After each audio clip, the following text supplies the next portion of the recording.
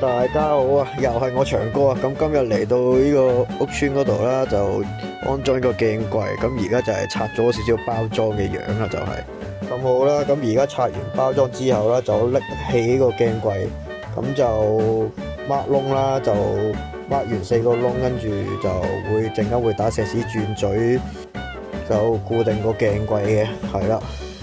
咁而家大家睇到啦，咁掹完窿之後啦，我哋就會攞開個鏡櫃。我哋就會打翻6.5號嘅石屎轉嘴，打膠質，又收螺絲、收陶瓷界嚟固定個鏡櫃啦，係啦。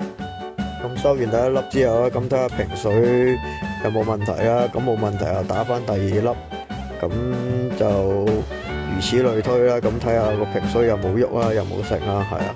打完之後會收翻螺絲嗰啲嘅。咁收完4口之後啦，睇翻個瓶水有冇歪，有冇高，有冇低嗰啲啦。咁冇問題就可以試下個鏡櫃開關嗰啲對門順唔順啊嗰啲，係啦。